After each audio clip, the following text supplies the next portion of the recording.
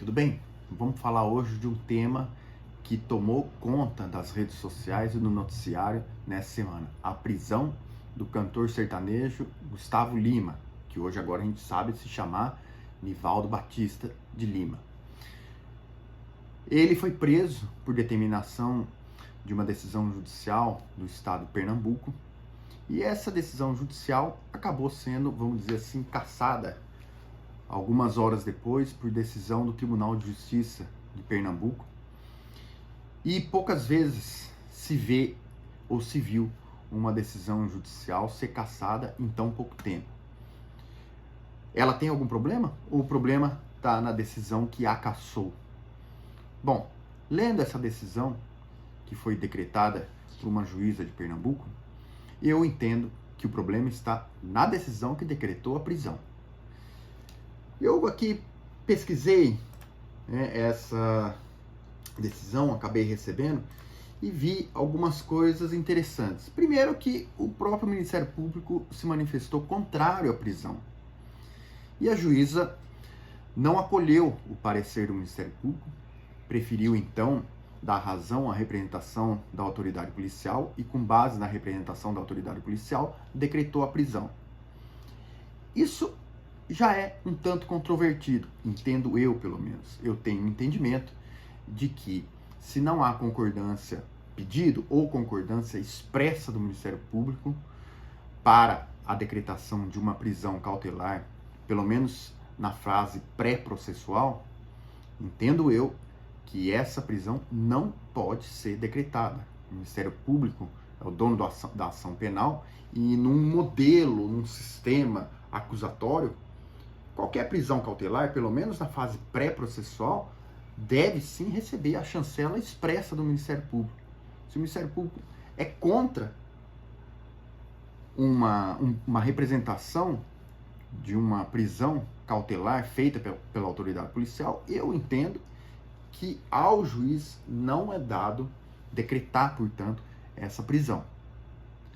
É um entendimento que vi poucas vezes pessoas falando sobre ele, mas eu penso dessa forma, por isso que o Ministério Público, ele pede, por quê? Porque ele tem capacidade postulatória.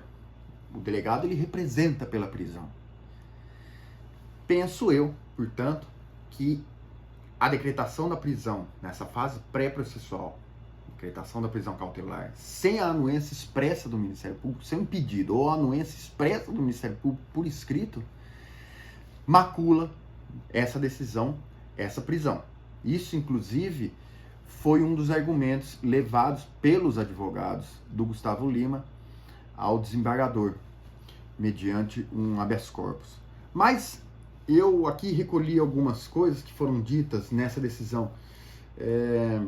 Inclusive, assim, algumas palavras que até não se encontram com algum costume, com alguma frequência, em decisões que decretam prisão cautelar, mesmo com um parecer contrário do Ministério Público. Referindo-se ao parecer do Ministério Público, a decisão diz o seguinte: manifestação breve e carente de argumentos, o Ministério Público opinou, e deixa o opinou em letras garrafais, para sustentar que o Ministério Público, então, somente opina. Aí vem a minha discordância. Numa representação da autoridade policial por uma prisão na fase pré-processual, o Ministério Público não somente opina.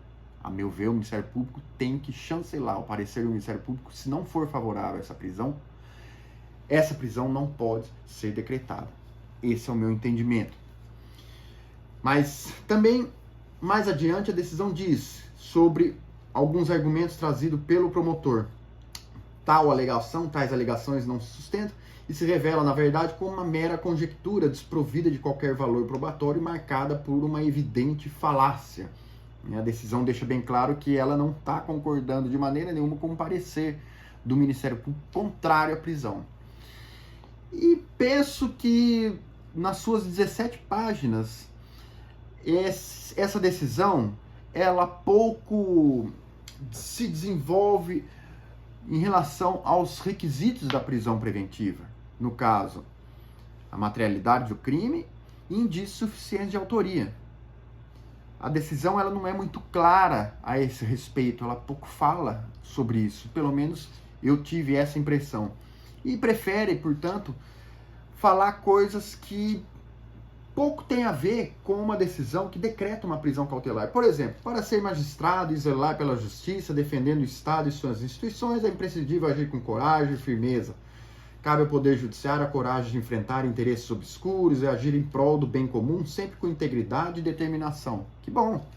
Soma-se a isso que o Poder Judiciário não se submete aos clamores populares, ótimo, é verdade, nem se norteia pela opinião pública, pois sua função é aplicar a lei com imparcialidade e justiça.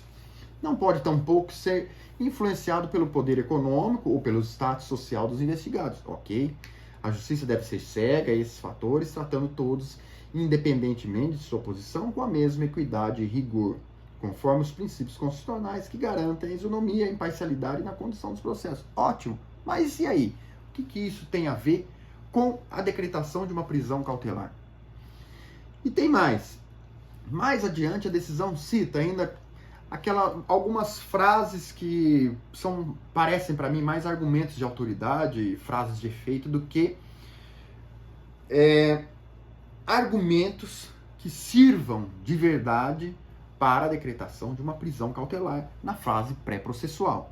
É fundamental ressaltar que, independentemente de sua condição financeira, ninguém pode se furtar à justiça. A riqueza não deve servir como um escudo para a impunidade, nem como um meio de escapar das responsabilidades legais. Ok, maravilha. É essencial enfatizar que a justiça, por sua natureza, é cega e não deve ser afetada por condições financeiras. Ninguém pode escapar de suas responsabilidades, independentemente de sua riqueza ou influência. O dinheiro não deve servir como um escudo contra a impunidade, nem como uma forma de evitar obrigações legais. Ok. Se isso aqui estivesse escrito numa sentença condenatória, eu até entenderia. Agora, isso aqui, numa decisão que decreta uma prisão na fase pré-processual, uma prisão cautelar na fase pré-processual, não acrescenta nada à decisão. Aliás, pelo contrário, porque a mim, pelo menos, parece que essa decisão, ela serve como uma punição antecipada, que é justamente o que o Código de Processo Penal proíbe. No seu artigo 312, quando vai falar da prisão preventiva, o Código de Processo Penal diz o seguinte: primeira coisa, no parágrafo 2º, a decisão que decretar a prisão preventiva deve ser motivada e fundamentada em receio de perigo e existência concreta de fatos novos ou contemporâneos que justifiquem a aplicação da medida adotada. A contemporaneidade, e isso até depois é citado na decisão que revoga essa prisão, ela não se faz presente, ou se faz presente, não foi bem explicitada na decisão. A decisão prefere gastar tinta com outras coisas, com argumentos que mais se pareceriam bons argumentos num texto crítico ou numa sentença condenatória do que com argumentos a demonstrar contemporaneidade da medida. E aí, também, o Código de Processo Penal, lá adiante, diz o seguinte: não será admitida a decretação da prisão preventiva com finalidade de antecipação de cumprimento de pena. Ou seja, aquilo que foi escrito na decisão, a mim, pelo menos, dá a impressão de que essa decisão é muito mais uma antecipação de cumprimento de pena, uma punição, do que uma prisão pré-cautelar. Pré-processual, uma prisão cautelar pré-processual. E lá embaixo ainda diz o seguinte, que tentar esquivar-se das consequências legais por meio de conexões financeiras, uma verdadeira afronta ao cumprimento das decisões judiciais e as requisições das autoridades policiais é uma violação à lei que deve ser cumprida por todos, sem exceção. Segundo consta, o seu Gustavo Lima não teria comparecido à delegacia quando foi chamado, mas não é obrigação dele, ele não tem obrigação nenhuma de ir lá comparecer, a não ser se ele está sendo chamado como testemunha. Mas se ele está sendo chamado como investigado, ele não tem obrigação nenhuma de comparecer ali. E fica claro que o fato de ele ter levado pessoas que estavam sob investigação para uma viagem, em nenhum momento se mostrou como um fato que sequer se parecesse dar fuga a investigados. Até porque no momento em que eles viajam, essas outras duas pessoas com quem ele foi viajar e que depois que eles saíram de viagem tiveram as suas prisões decretadas, elas não estavam com a prisão decretada naquele momento.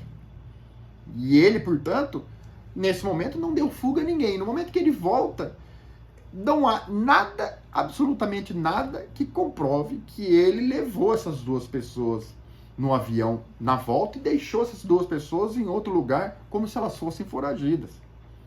Aliás, a decisão que revoga essa decisão diz que essa afirmação, sim, que consta nessa decisão que decretou a prisão do seu Gustavo Lima, essa afirmação, sim, é uma ilação imprópria, inclusive. Então, eu digo aqui, não tem absolutamente nada a favor ou contra o seu Gustavo Lima, não gosto da música que ele faz, não me apetece também aquilo que ele tem como paradigma de uma sociedade, enfim, ou paradigma de cultura. Isso aqui não interessa. Nós estamos fazendo uma análise aqui fria, objetiva e imparcial. A decisão que decretou a prisão do Gustavo Lima, a meu ver, é uma decisão absolutamente infundada e foi corretamente depois cassada pelo Tribunal de Justiça do Pernambuco.